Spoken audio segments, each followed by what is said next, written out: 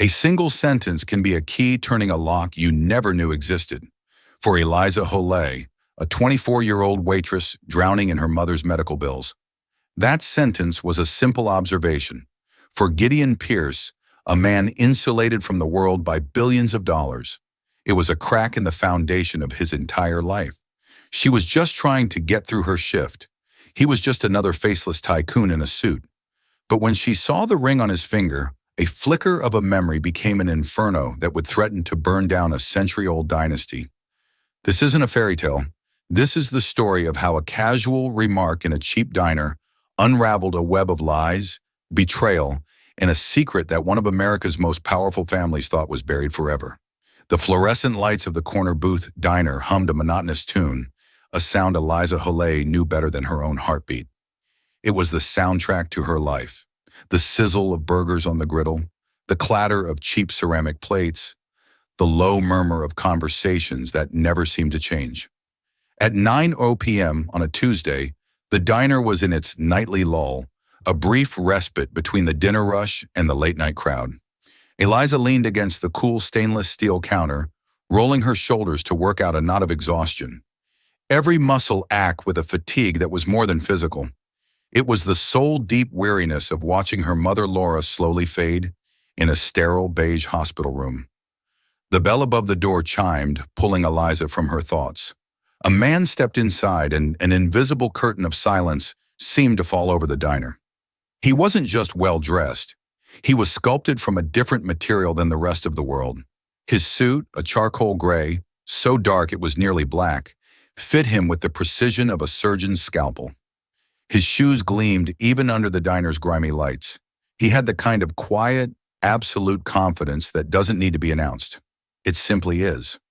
The few remaining patrons instinctively lowered their voices. He chose a booth in the corner, sliding onto the cracked vinyl seat with an economy of motion. Eliza grabbed a menu and a glass of water, her professional smile pasted on. "Welcome to the corner booth. Can I get you started with something?" The man didn't look at the menu. His eyes, a startlingly clear shade of blue, met hers for a brief, dismissive moment. "Just coffee, Black." His voice was low and resonant, a cello in a room of tin whistles. "Coming right up," Eliza said, retreating to the counter. Her friend and fellow waitress, Chloe, sidled up to her. "Get a load of Mr. Moneybags. Thinks he's too good for a menu. $10, says he's Gideon Pierce." Eliza frowned as she poured the coffee. "Who?" "Gideon Pierce. Pierce Holdings International. They own half the downtown skyline. My dad used to be a foreman on one of their sites before he got laid off. That guy's picture is in the business section every other week. They say he's ruthless. Turned his family's millions into billions before he was 30. Eliza glanced over at the man. He was staring out the window, his profile sharp and severe against the neon-lit street. He looked less like a businessman and more like a predator resting between hunts. She picked up the cup and saucer. "Well, to me, he's just another customer who wants black coffee." She walked back to the booth and set the coffee down. "Here you are, sir." As he reached for the cup, his hand emerged from his cufflink-adorned sleeve, and on his right ring finger, nestled against his skin, was a ring that made Eliza's breath catch in her throat. It wasn't the size or the gleam of it that stopped her. It was the design, an intricate masculine signet ring made of a pale buttery gold. Etched into the flat face was a sigil, a stylized phoenix, its wings spread wide with a single tiny sapphire set in its eye, sparkling like a captured star. The band itself was unique, carved to look like intertwined feathers. Eliza's mind reeled. She saw the same ring not gleaming under a dinerite, but resting in a small velvet-lined box on her mother's bedside table. Laura's ring was identical in every detail, down to the tiny, impossibly blue sapphire eye. It was her most cherished possession, the one thing she'd refused to sell, even when the medical bills became a tidal wave, threatening to drown them. Her father, she'd always said, had given it to her on his deathbed. "It's a promise, Eliza." She would whisper, her voice thin and ready, a promise of what's right. The words tumbled out of Eliza's mouth before she could stop them, a quiet, stunned whisper. "Hi, sir. My mother has a ring just like yours. Gideon Pierce froze his hand, hovering over the coffee cup. He slowly retracted it, and his piercing blue eyes lifted to meet hers. The casual dismissal was gone, replaced by a sudden glacial intensity. He didn't speak. He simply stared, his gaze so sharp and analytical it felt like he was dissecting her, searching for the punchline to a joke she wasn't telling. "Excuse me," he finally said, his voice dropping an octave, becoming dangerously soft. Eliza's heart hammered against her ribs. She felt Chloe's worried stare from across the room. She should have just walked away, kept her mouth shut. But the image of her mother's frail hand clutching that identical ring was burned into her mind. "The ring?" she stammered, pointing a trembling finger. "On your hand. It's the same as my mother's. The phoenix, the little sapphire, everything." A flicker of something unreadable crossed his face. Not surprise, not recognition, but something harder, darker. He slowly turned his hand over, examining the ring as if seeing it for the first time. "That's impossible," he stated. "It wasn't a guess. It was a verdict." "But it's not," Eliza insisted, her voice gaining a desperate edge. "She's had it my whole life. Her father gave it to her. It's one of a kind," he told her. Gideon Pierce placed his hand flat on the table, the ring, a silent golden accusation. His gaze was cold steel. "This ring," he said, enunciating each word with chilling precision, "has been in the Pierce family for over 100 years. It was custom-made for my great-grandfather, all Alaric Pierce. There is no other.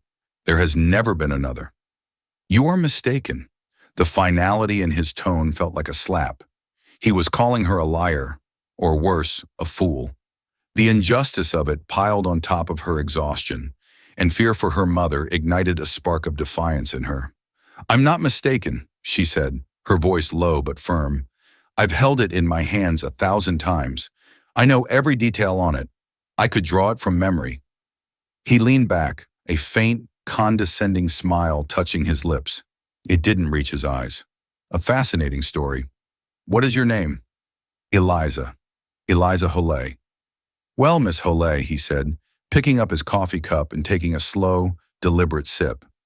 "Your mother is either a liar or a thief, because the only way she has a ring like this is if it's the one that was stolen from my family 50 years ago." He set the cup down with a soft click. The sound echoed in the sudden silence of Eliza's world. Stolen. The word hung in the air, thick and poisonous. Her mother, the gentlest, most honest person she knew. A thief. The accusation was so absurd, so vile, it was like being told the sun rose in the west. Gideon Pierce reached into his suit jacket, pulled out a slim leather wallet, and extracted 3 $100 bills, placing them on the table. It was more than she made in 2 shifts. It was an insult, a dismissal for the coffee and your time, he said, his eyes already looking past her toward the door. He stood up, the power of his presence filling the small booth. He was already gone, moving on, leaving her in the wreckage of his words. As he walked toward the exit, Eliza found her voice. "She's not a thief." He paused at the door, his back to her. He didn't turn around, but his voice carried clearly across the quiet diner. "Then prove it." The bell chimed again, and he was gone, leaving Eliza standing in the middle of the corner booth, her heart pounding, the hum of the lights now sounding like a scream. The 3 crisp bills on the table felt like blood money. She hadn't just served coffee to a billionaire. She had stumbled into a story, his story. And in doing so, she realized with a cold dread she may have just destroyed her own. The drive to the hospital was a blur of traffic lights and the anxious thumping of her own heart. Gideon Pierce's words echoed in her head. A liar or a thief? It was preposterous. Laura Hollet was a woman who would walk back into a store to return a few cents of extra change. The accusation was a poisoned dart, and Eliza felt its venom spreading through her. She found her mother sleeping, her face pale and sunken against the pristine white of the hospital pillow. The ever-present beep of the cardiac monitor was a fragile, rhythmic reassurance. On the small bedside table, next to a glass of water and a well-worn book of poetry, sat the small, dark blue velvet box. With trembling hands, Eliza picked it up. The velvet was worn smooth in places. She opened the lid. There it was, the pale gold ring catching the low light from the hallway, the phoenix with its proud spread wings, and the eye a tiny sapphire that seemed to hold a universe of secrets. It was identical. There was no question. "Eliza, honey, is that you?" Laura's voice was weak, raspy. Eliza quickly shut the box and turned, forcing a smile. "Hey, Mom. I didn't mean to wake you.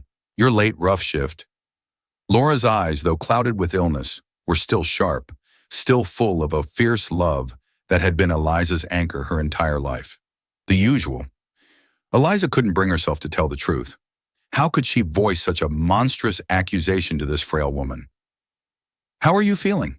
"Like I've been run over by a very slow, very expensive truck," Laura said with a weak smile. The doctors were in. More talk of options. It all sounds the same. She shifted in the bed, wincing, and her eyes fell on the box in Eliza's hand. Her expression changed. The weariness was replaced by a familiar, guarded look. "You were looking at the ring." Eliza hesitated. "I was just thinking about it about Dad." Laura's hand, thin and crisscrossed with blue veins, reached out and she patted the mattress beside her. Eliza sat down. "Your grandfather," Laura corrected gently, as she always did. "It was my father who gave it to me, not yours." Eliza's father had been a good man, a mechanic who died in a workshop accident when she was 10, leaving behind nothing but debts and happy memories. The ring predated him. "Right, Granddad," Eliza said, her mind racing. "Mom, tell me about him again." "About the ring?" Laura's gaze drifted to the window to the dark sky outside. "There's not much to tell that you haven't heard. My father Owen was a quiet man, a brilliant man, an engineer. He worked for a big corporation back east. He said the ring was payment for a promise that was broken by powerful men." "What kind of promise?" Eliza pressed, trying to keep her voice casual. "He never said, only that it was about recognizing what was right. He made me swear to never sell it to keep it safe. He said, 'One day it might be the only proof we have.'" "Proof of what?" A flicker of fear, real and raw, crossed Laura's face. She looked at Eliza, her eyes pleading. "Leave it be, Eliza. It's an old story, a sad story. It has nothing to do with us anymore. Some doors are best left closed."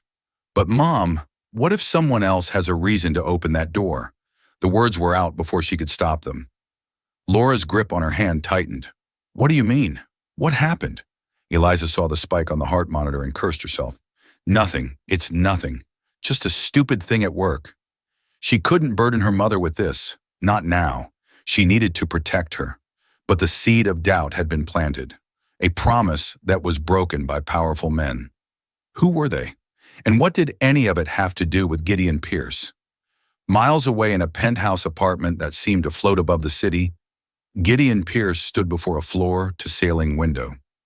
The city lights spread out below him like a carpet of scattered diamonds. He held a glass of scotch, the amber liquid untouched. He hadn't been able to shake the encounter at the diner. The girl, Eliza Holley, her wide, honest eyes, her absolute certainty. "My mother has a ring just like yours." It was ludicrous. And yet he walked over to a heavy mahogany desk and switched on a green-shaded lamp. From a locked drawer, he retrieved a leather-bound folio, the Pierce family archives. It was a curated, sanitized history, of course, but it was all he had. He opened it to the section on family heirlooms. There on a yellowed page was a photograph of the ring. His ring. The description was clear. The Phoenix signet commissioned in 1922 by Alaric Pierce, forged by artisan Michel Dubois of Paris. Unique design, symbol of the Pierce family's rebirth from the ashes of the 1921 financial panic. Sole ownership passed down to the male heir of each generation. His father had given him the ring on his 21st birthday. "It represents our resilience. Gideon," he'd said, his voice thick with pride. "We always rise.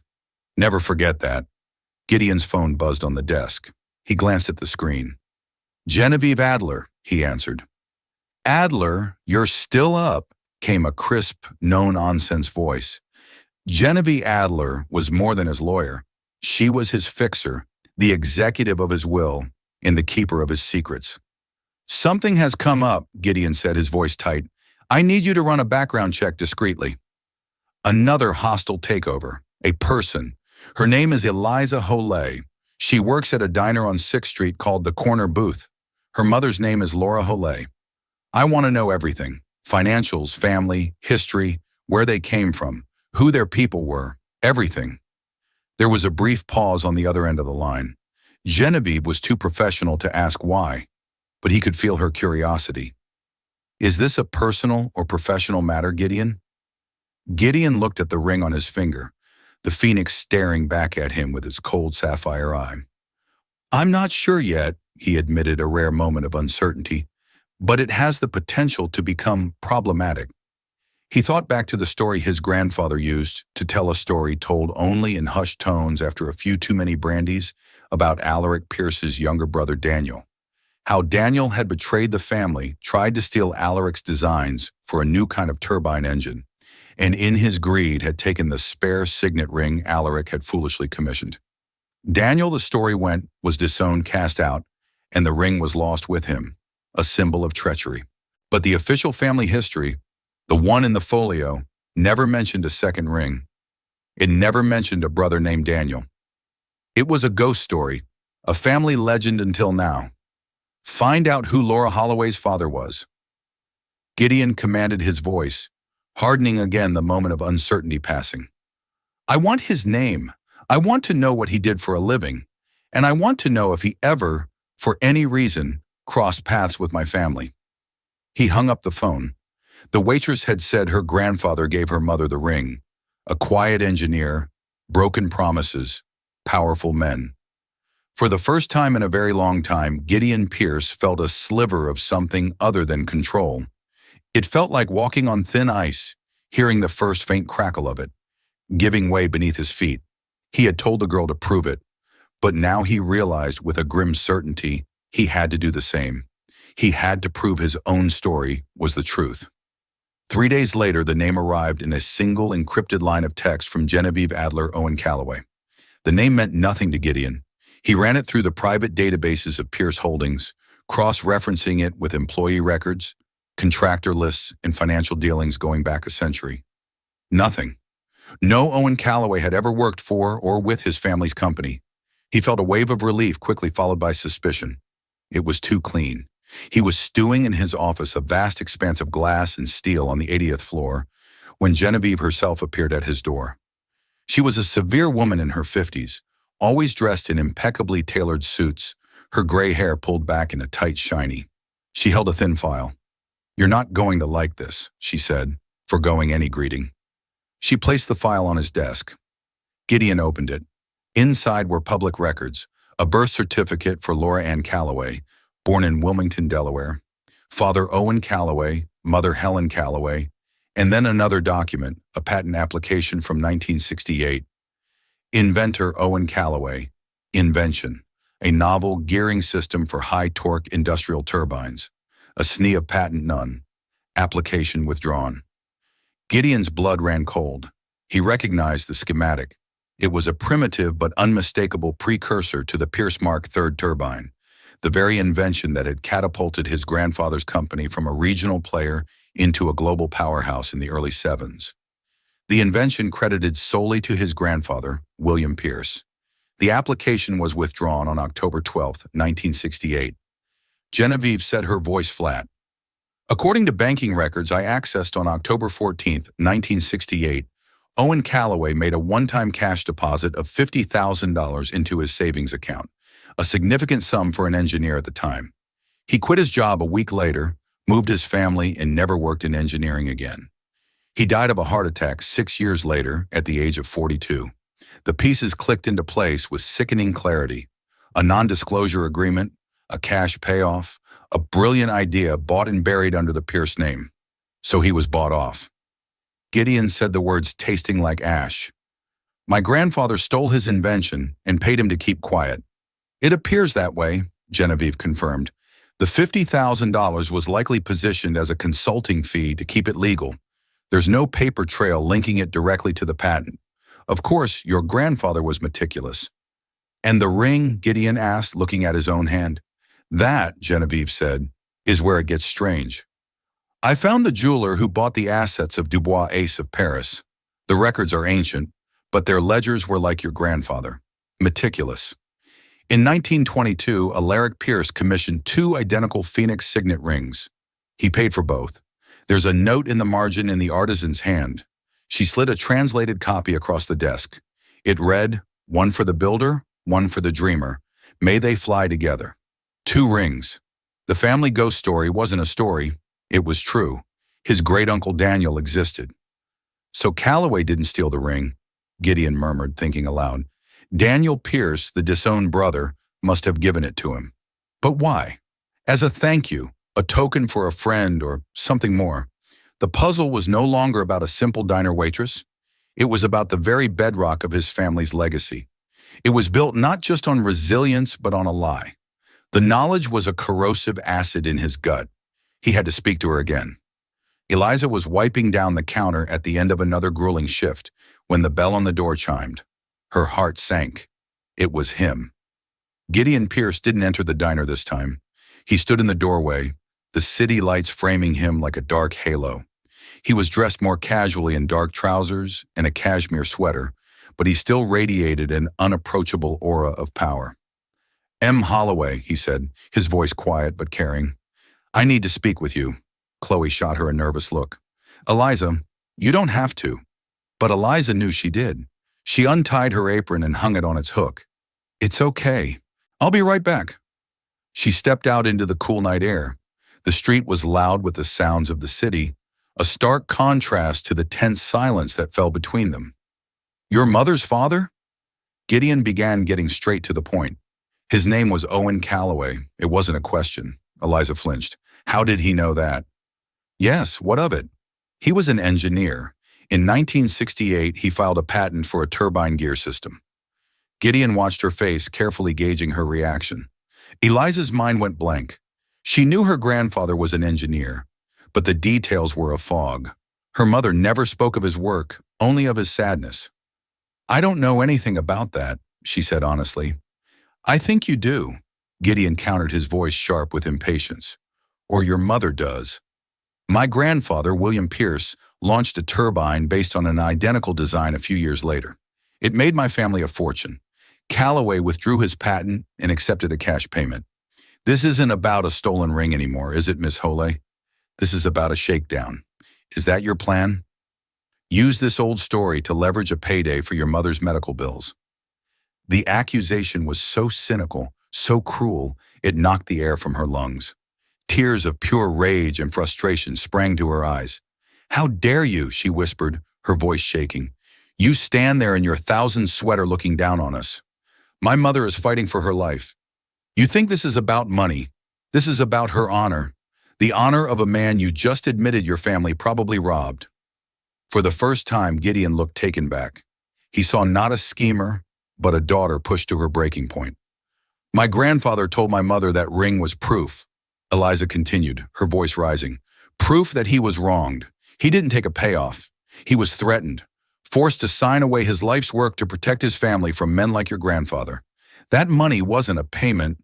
It was hush money to ensure he never spoke of it again." She was channeling her mother's long-held, unspoken pain. The words felt true, solid, righteous. Gideon was silent for a long moment, the sounds of the city rushing in to fill the space between them. His own certainty was eroding, replaced by the disquing possibility that the waitress's version of the story, a tale of threats and coercion, was closer to the truth than the sanitized version of a simple business transaction he had constructed. "There were two rings," he said, his voice losing its hard edge. "My great-grandfather had two made, one for him and one for his brother Daniel. The family story is that Daniel was a traitor who was cast out." He looked at her, his blue eyes searching her face. "Was your grandfather friends with a man named Daniel Pierce?" Eliza stared at him, bewildered. "Daniel Pierce? I've never heard that name in my life." They were at an impasse. Two families, two rings, and two completely different histories that intersected at a single disputed point in the past. One story of a clean, if ruthless, business deal, another of theft and intimidation. And at the center of it all, a ghost named Daniel Pierce and a ring that was supposed to be a promise. "My mother has the ring," Eliza said, her resolve hardening. You have your story, I have mine, and I'm going to find out which one is true. Gideon gave a single sharp nod. The condescension was gone, replaced by a grudging respect. So am I. He turned and walked away, disappearing into the city's shadows, leaving Eliza with the chilling realization that their quest for the truth was now inextricably and dangerously linked. The confrontation with Gideon Pierce left Eliza shaken but resolute. She had defended her family's honor, but his questions echoed in her mind. Daniel Pierce. The name was a blank slate. She returned to the hospital the next day with a new sense of urgency. She found Laura sitting up looking a little stronger than the day before. The poetry book was open on her lap. Mom, Eliza began pulling a chair close. We need to talk for real this time. No more secrets. Laura sighed a long, weary sound and closed the book. I knew this day would come. Seeing you with the box, I knew you wouldn't let it go. She looked at her daughter, her eyes full of a deep, ancient sorrow. What did he say to you? He? Eliza asked, feigning ignorance. Don't play coy, Eliza, the man from the diner. You think a man like Gideon Pierce makes a scene, and it doesn't get noticed. Chloe called me. She was worried sick. Eliza's shoulders slumped. He found me. He knows about Granddad, Owen. He thinks we're trying to blackmail him. He thinks Granddad sold his invention to the Pierce family. Laura's expression hardened. Sold it. Is that what they call it? She scoffed, a bitter rattling sound. Your grandfather was a genius, Eliza. A gentle, trusting soul who thought the world worked on merit and good faith. He was working at a large firm, a competitor to Pierce Industries at the time. He developed his turbine gearing system on his own time. It was his masterpiece. She paused, her gaze distant, lost in the memory. He made the mistake of mentioning it to a colleague trusting him. That colleague left the company 2 months later for a senior position at Pierce Industries. 6 months after that, your grandfather received a visit from 2 men. They weren't lawyers. They were persuaders. They worked for William Pierce. The sterile hospital room suddenly felt cold. What did they do? Eliza whispered. They didn't lay a hand on him, Laura said, her voice dropping. They were smarter than that. They laid out photographs on our kitchen table. Pictures of me playing in the schoolyard. Pictures of your grandmother leaving the grocery store. They told him what a beautiful family he had. And they told him it would be a shame if something were to happen to them. Then they put a stack of papers in front of him. A non-disclosure agreement and a contract assigning all rights to his invention to a shell corporation owned by Pierce Industries and an envelope full of cash. The story was uglier than Eliza could have imagined. This wasn't business. It was gangster tactics. He signed everything, Laura continued, her voice trembling. What choice did he have? He took the money because refusing it would have been an act of defiance, and he was too scared to defy them. We moved a week later. He was a broken man, Eliza. They didn't just steal his work, they stole his soul. He died 6 years later, but the truth is, they killed him that day in our kitchen. Tears streamed down Eliza's face. She finally understood the deep well of sadness in her mother, the fear behind her warnings. But the ring, Mom, Eliza pressed gently. Where does the ring come into it? Who is Daniel Pierce? Laura flinched at the name, a genuine, startled reaction. Where did you hear that name? Gideon told me. He said his great-grandfather had 2 rings made, one for himself and one for his brother Daniel, who was disowned. Laura was silent for a full minute, her brow furrowed in concentration. Daniel Owen never said the name Pierce. He only ever called him my friend, his only friend in that terrible time. She began to recount a different part of the story, one she'd never shared. After Owen was forced out, he fell into a deep depression. But one man sought him out, a man who introduced himself only as Daniel. He was a drifter, an outcast, but he had an artist's soul and a hatred for the kind of corporate greed that had destroyed Owen. He had heard what happened to Owen through the engineering grapevine. This Daniel, Laura recounted, told your grandfather that he too had been betrayed by a powerful family. He understood what it was to have everything stolen by your own blood. They became friends, 2 broken men finding solace in each other's company. Before Daniel left town for good, he gave Owen the ring. She looked at Eliza, her eyes intense. He told Owen this was meant to symbolize a shared dream between brothers. It was forged in hope and tainted by greed. It belongs to the wronged, not the wrongdoer. Keep it as proof that integrity has a value that money can't buy. One day the phoenix will rise for the right person. Owen cherished that ring more than the invention itself. It was a symbol that he wasn't alone in his suffering. So Daniel Pierce wasn't a traitor. He was another victim, and he had given the ring his own birthright to another wronged man as an act of solidarity. The story was so much more profound, so much more tragic than Gideon's cold family ledger. At the same time, Gideon was in his family's ancestral home, a sprawling stone estate an hour outside the city. He rarely came here. It felt more like a museum than a home filled with portraits of stern-faced ancestors. In the library, a room paneled in dark wood that smelled of old paper and polish, he met his cousin, Robert Pierce. Robert was a few years older with a practiced smile and the easy charm of a man who had never worked a day in his life. He managed the family's charitable foundation, a role that required him to attend galas and cut ribbons. "Gideon, to what do we owe the honor?" Robert said, pouring 2 glasses of brandy. "Tired of the concrete jungle. I'm looking for information." "Robert," Gideon said, cutting to the chase about great-uncle Daniel. Robert's smile faltered for a fraction of a second. "Daniel, the black sheep, that old ghost story. What's gotten into you?" "I have reason to believe the story is true, and I need to know the details." "The real details, not the sanitized version." Robert swirled the brandy in his snifter, suddenly looking thoughtful. "Well, you know the legend. He was the younger brother, the artist, the dreamer. All Alaric was the pragmatist, the builder. Daniel apparently accused Alaric of stealing his ideas for the company's early successes. Tried to stage a boardroom coup. When it failed, he vanished, but not before stealing a valuable ring and supposedly selling company secrets to a rival. Robert sighed dramatically, a classic tale of sibling rivalry and betrayal. It's why the line of succession has always been so rigidly defined, to prevent another Daniel. This was the story Gideon had always known, but hearing it now, it felt thin, theatrical, a convenient narrative to justify Alaric's consolidation of power. "And you believe that?" Gideon asked. "Why shouldn't I?" "It's our history," Robert said with a shrug. "It's a bit dramatic, sure, but it explains why the family closed ranks, why Grandpa William was so aggressive in his business dealings.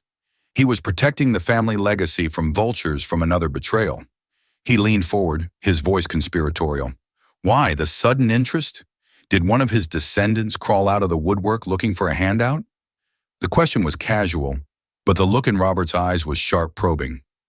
Gideon felt a sudden instinctual distrust. Robert had always seemed vapid, but perhaps that was a carefully constructed facade.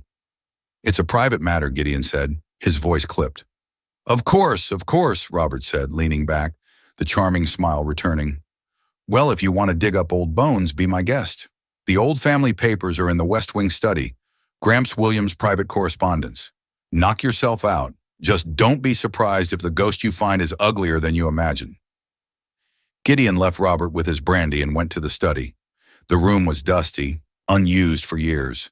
He found the boxes of letters tied with faded ribbon. For hours he sorted through them, reading his grandfather's elegant, cursive script. Most of it was business. But then he found a series of letters from the late 1960s addressed to his grandfather's head of security. The content made him feel ill. There were updates on the surveillance of a man named Owen Calloway, reports on his daughter's school schedule, his wife's daily routine, and then a final chilling memo. Subject: Calloway's been neutralized, assets secured. He is no longer a threat. Neutralized, assets secured. Eliza Hole's story was true. It was all true. His family's fortune was built on theft and cemented with threats. The weight of the discovery was crushing. But as he continued to sift through the papers, he found something else. Something that didn't fit either his story or Eliza's. It was a single folded note separate from the letters tucked into the back of a ledger. It was in his grandfather William's handwriting, but it was frantic, almost illegible. He knows I found him. He can ruin everything. Daniel is the key. Must protect the name. The note was undated. Who was he? And who was our Robert? It seemed too convenient. And what did it mean? Daniel is the key. Daniel was supposed to be a ghost, a long-vanished traitor. But this note, written decades after Daniel's disappearance, spoke of him as a present active threat. Gideon stood in the dusty, silent study, holding two conflicting testaments. In one hand, the sordid truth of his grandfather's crime against Owen Calloway. In the other, a cryptic note that suggested a deeper, more complex conspiracy was at play. The story was no longer just about his grandfather and Eliza's. There was a third player, a hidden thread, and the name of that thread was Daniel. The discovery of his grandfather's note threw Gideon into a state of focused obsession. He knows RH found him. Daniel is the key. It was a cipher, and Gideon knew he couldn't crack it alone. The animosity between him and Eliza had melted away, replaced by the grim reality that they were the only two people with a stake in the complete truth. He found her where he knew she'd be, in the hospital cafeteria, staring into a cup of coffee with the same haunted expression he saw in the mirror. He sat down opposite her, placing a thin file on the table between them. "Your mother was right," he said, his voice devoid of its usual authority, filled instead with a quiet gravity about everything. The threats, the coercion. "My grandfather put your family through hell." He pushed the file forward. It contained the copies of the surveillance reports on the Calloway family. "This is the proof." Eliza opened the file, her hands trembling as she read the cold clinical descriptions of her mother as a little girl being watched. Her face palled. She looked up at him, her eyes wide with a mixture of vindication and horror. "Why are you showing me this?"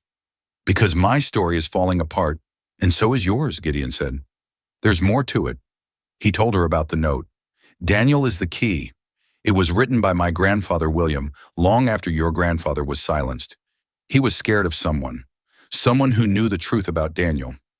Eliza frowned. "But Daniel gave my grandfather the ring. He was an outcast, a victim like Owen. That's what he told your grandfather." Gideon counted. But what if that wasn't the whole story? What if Daniel's disappearance wasn't just about him being cast out?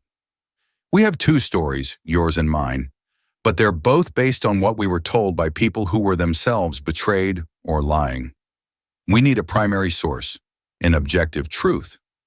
"Where do we find that?" Eliza asked, the weight of a multi-generational conspiracy settling on her shoulders.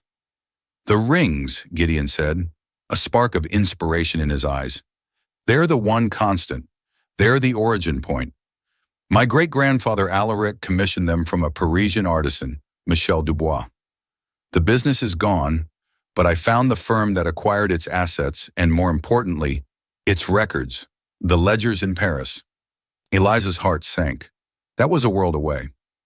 "I had the relevant pages scanned and sent over this morning," Gideon said, tapping his phone. "The high-resolution images are waiting in my office. I need another set of eyes. Your eyes. You know your ring better than anyone." An hour later, Eliza found herself in a place she could never have imagined. Gideon Pierce's office on the 80th floor. The silence was absolute. The view of the city breathtaking. On a massive screen that covered one wall was a high-resolution image of a page from an old leather-bound ledger. The script was elegant, spidery French. A translated transcript scrolled beside it. They pored over the entry for all Alaric Pierce's 1922 commission. As Genevieve had discovered, it listed two identical rings. But as they zoomed in on the artisan's original French notes, Eliza saw something the translator had missed. The translator's note read, "One for the builder, one for the dreamer." But the original French was more specific. Eliza had taken 4 years of French in high school, and while she was rusty, one phrase jumped out at her: guardian. "That's not dreamer," Eliza said slowly, pointing at the screen. "Guardian diem. It means guardian of the soul." Gideon zoomed in, reading the phrase, "Guardian of the soul." He repeated the words, feeling heavy and significant. A builder of an empire and a guardian of its soul. It wasn't a rivalry. It was meant to be a partnership, a balance. This changed everything. All Alaric and Daniel weren't meant to be competitors. They were meant to be two halves of a whole. The story of Daniel's betrayal was a complete fabrication. As they scanned further down the page, Gideon noticed a small annotation next to the entry, added in a different hand and with different ink. It was dated 1945. "What's this?" he murmured, enlarging the note. The French was spidery and difficult to read. Reçu Daniel Pierce. The note began. "Received a letter from Mr. Daniel Pierce." Gideon translated haltingly. "He asked for a modification to the second ring to the inside of the band. He is no longer a Pierce. He is something else." Gideon and Eliza exchanged a look. "No longer a Pierce," Eliza whispered. "He changed his name," Gideon realized. "When he was cast out, he abandoned the family name entirely." The note continued, "Errol Owen. He asked me to inscribe a name." Gideon read his voice, catching the name Owen. Eliza gasped, her hand flying to her mouth. "Owen, my grandfather's name. But this was in 1945. My grandfather wouldn't have met Daniel for another 20 years. "It's not your grandfather's name," Gideon said, a sudden shocking realization dawning on him. He typed furiously on his keyboard, pulling up his family's genealogy records, going back further than he ever had before. His fingers flew, his mind racing. He found his great-grandfather, All Alaric Pierce, then his great-grandmother, Beatrice, and then he found her family tree. Her maiden name was Beaumont, and her father, Alaric's father-in-law, his name was Owen Beaumont, a wealthy shipping magnate who had bankrolled Alaric's early ventures, who had died in 1944. The truth hit them both like a physical blow. The inscription wasn't for Eliza's grandfather. It was a memorial. "The ring," Eliza breathed, piecing it together. The ring wasn't for two brothers to share. It was for a father and son. All Alaric Pierce and his son, William, my grandfather. "No," Gideon set his eyes wide with the horrifying clarity of the truth. All Alaric didn't have a son named William in 1922. His son William was born in 1925. In 1922, Alaric Pierce had one child, a son born in 1905, his firstborn son. He clicked one last time, and a black and white photograph filled the screen. It was a formal portrait of two young men, both handsome and proud. One was clearly a young All Alaric Pierce. The other, the dreamer, the guardian of the soul, was his brother. Underneath the photograph was the caption, "Alaric and Daniel Pierce, 1921.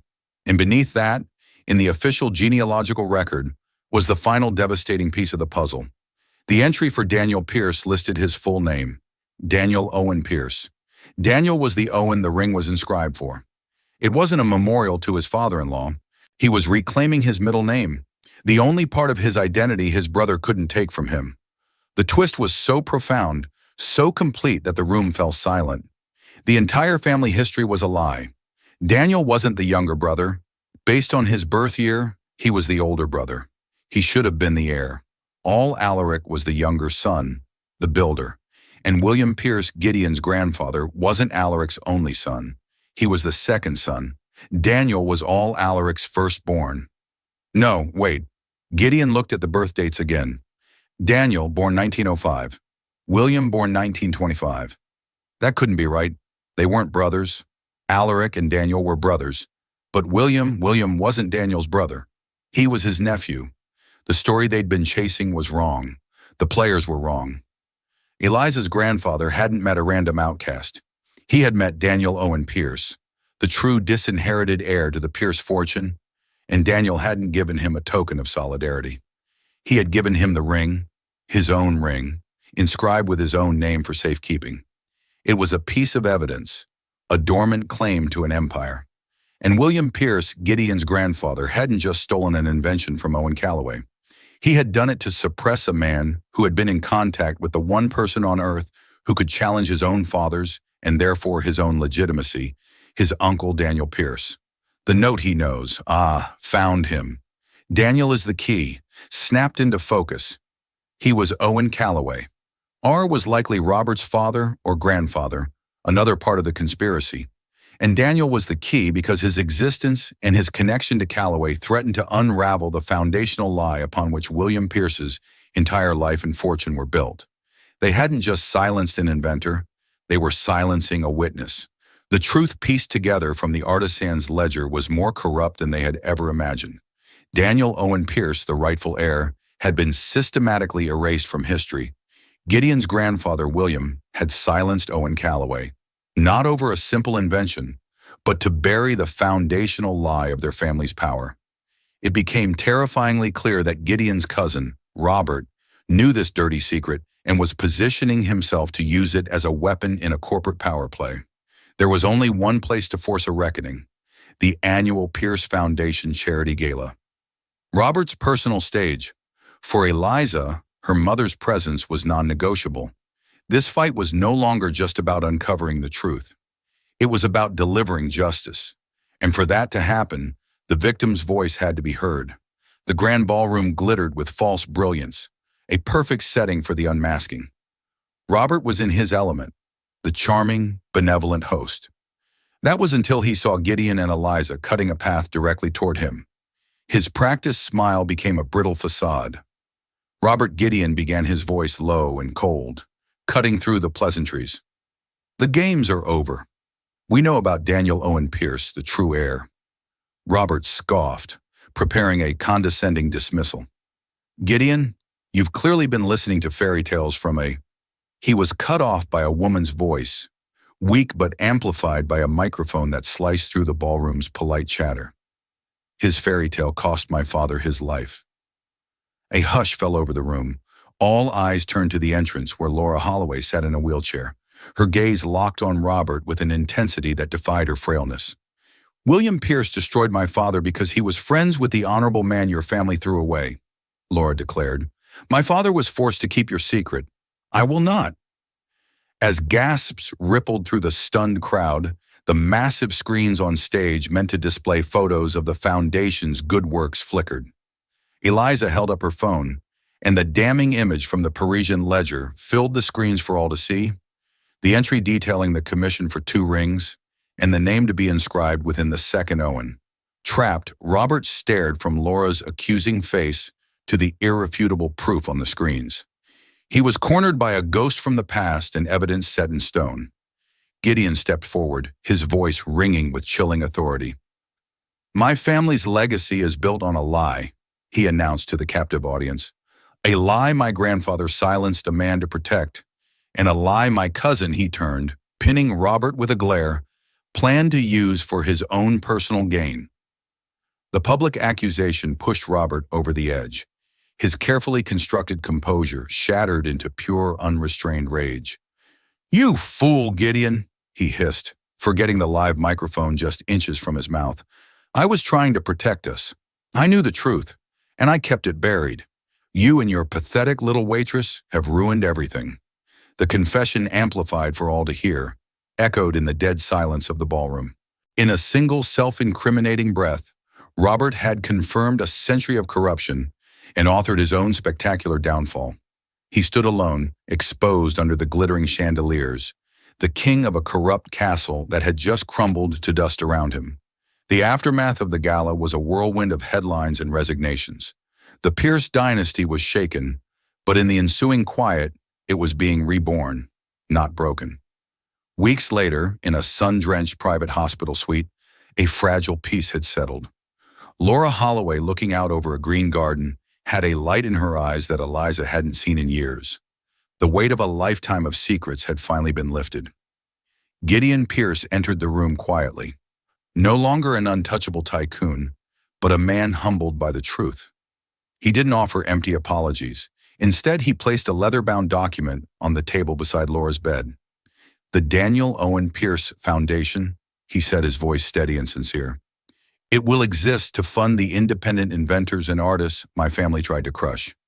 A significant portion of my family's fortune will serve as its endowment, with the estate of Owen Calloway as its first honorary beneficiary."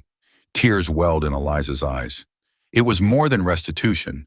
It was justice forged into a new legacy. Laura simply reached out and placed her hand over Gideon's. "You have honored him," she whispered. "You have honored them all." Gideon then looked at Eliza, pulling his own phoenix ring from his finger and placing it next to the one that had started it all.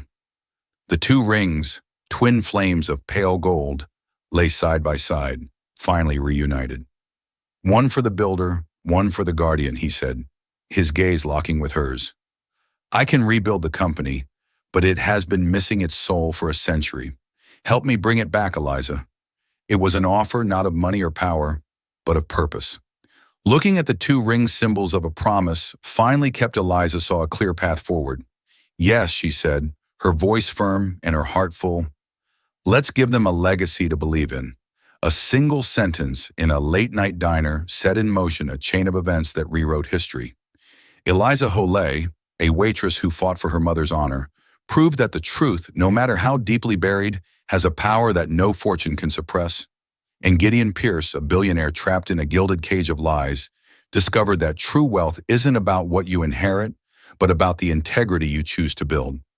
Their story reminds us that every family has its secrets, and that it sometimes takes the courage of an outsider to bring the truth to light, allowing the phoenix to finally rise from the ashes. If this story of truth, justice, and the incredible power of one person's voice moved you, please give this video a like and share it with someone who appreciates a story that's more than just fiction. Don't forget to subscribe to our channel for more true life dramas that will stay with you long after the screen goes dark. Click that notification bell so you never miss an upload. Thank you for listening.